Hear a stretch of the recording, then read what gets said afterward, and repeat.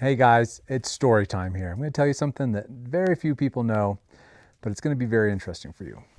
Little few people know that 7 years ago, I actually quit playing golf completely. Yep, 7 years ago, I was done. I played my last PGA Tour qualifier, a Sanderson Farms event. I shot 75. It was crazy windy. I only missed by 2 getting into the Sanderson Farms event shooting 75. That's how windy it was. But I wanted to come back because, as many of you know, in 2011, I broke my neck and had a million surgeries and a bunch of stuff go on after that. And I just wanted to see if I could still play. Could I come back and still be decent? You know, my neck's fused as far as it turns, so I can't see the ball at the top of my swing. That's pretty distracting. But the bigger thing is that I have nerve damage in the left side of my neck. My brachial plexus, superior nerve stretched. I have nerve damage in my hand. I shattered this hand. I dislocated this pinky. I've dislocated the shoulder over 40 times. Long story short, my left arm just doesn't work very well. And I've always been a traditional kind of lead side dominant player with a little bit of right arm to add speed to it. As you've seen, I've been changing or exploring over the last several years on how to use more right side, even though most of the greats will talk more about left. If you read Hogan's book, everybody loves to talk about how he wished he had 3 right hands, but most of his book is telling you not to use the right hand, not to use the right arm, beware of the right shoulder. Bobby Jones, same thing. But I've always been fascinated by it, mostly because Tiger talks so much about using his right hand and very little, if any, about his left.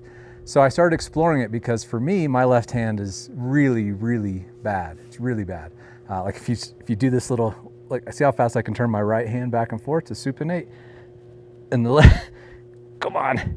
My left hand just doesn't work too good. So trying to supinate and control the ball, and I have no grip strength, all these things. It's just a lot of wear and tear for, my body. I've put it through a lot. So as I started exploring this, I started wondering maybe I could still play decent golf again. Now, I haven't played any tournaments since 2000, I think it was 2016 or 2017, the last event I played in. And I really actually packed up my clubs completely. I was just done. I needed a break. My body was so wrecked. I couldn't swing the same way. I couldn't put the same power into it. If I did, it would hurt my back. And so I started trying to find all sorts of ways to, could I still play at a reasonable level?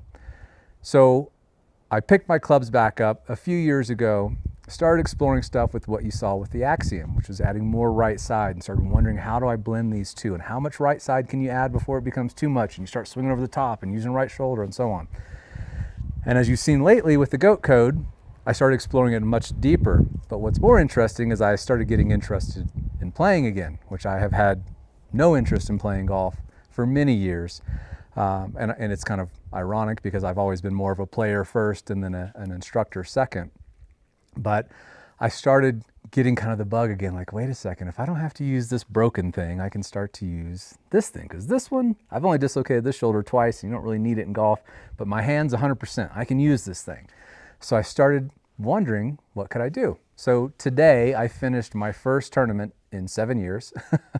It's been a long, long break, 2-day stroke play event, and I shot 71, 66, 66 today, so getting more comfortable with it.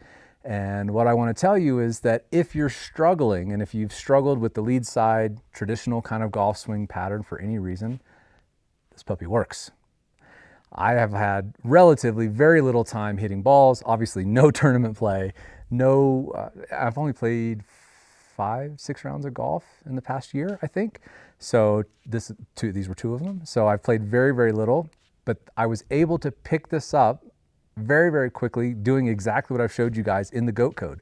I'm using my right hand, I'm throwing from the top, I'm getting my body to react and respond to that instead of trying to use so much body speed. Because as I've gotten older and I've had a lot of, a lot of issues, I have scoliosis, I have a bunch of arthritis in my spine and my neck.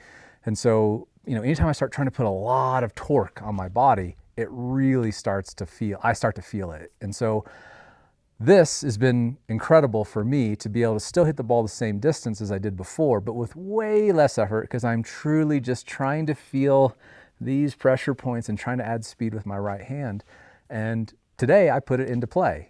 Yesterday I shot 71, which should have been a lot better, but I started hitting the ball pretty okay. And then today I started getting more comfortable with it. You got to play yourself into shape. You can't just go out there. When you're making a swing change, it's really hard. I tried to make 3 swing changes on the range yesterday before the round of golf. So that's really hard and really dumb. I don't recommend that. I have enough understanding experience with my swing to kind of be able to still slap it around doing that.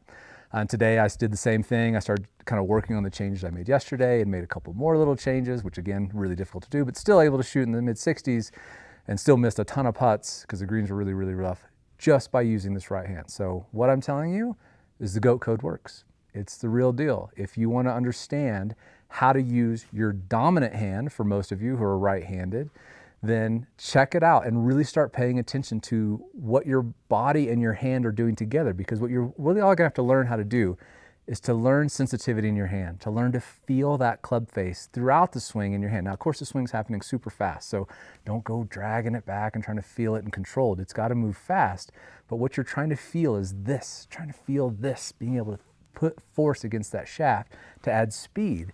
And if you do, you're gonna be able to play some pretty good golf, as I just showed today. So long time off, a long time away from the game. I needed a break. It was good for me because I've actually kind of got a little bit interested. I'm not that far from the Champions Tour. Maybe you guys want to caddy for me, let me know. But yeah, I think we're showing some promise here. And again, I've always used my swing as my own petri dish, as you guys have known.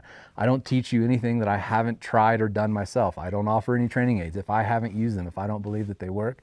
This, I wanted to go out and see what it would do in the real world, in a real tournament with, you know, everybody playing good golf. There's a bunch of good golfers that I played against today, and to be able to pull this out, and I won't know if I won yet until later this day. I already left. I'm tired.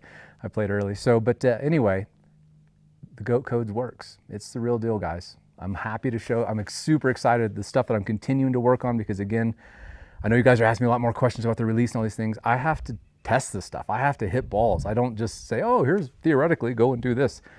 I don't do that. I want to know. I want to know what it feels like. And that's what I explain to you, is what I feel in my swing, what I'm doing, and what you guys see. You can see my swing is, you know, it's in the ballpark of Tiger's. It's far from being perfect or exact, and you don't need to be perfect or exact. You just need to have the right feel, and you can play some serious great golf.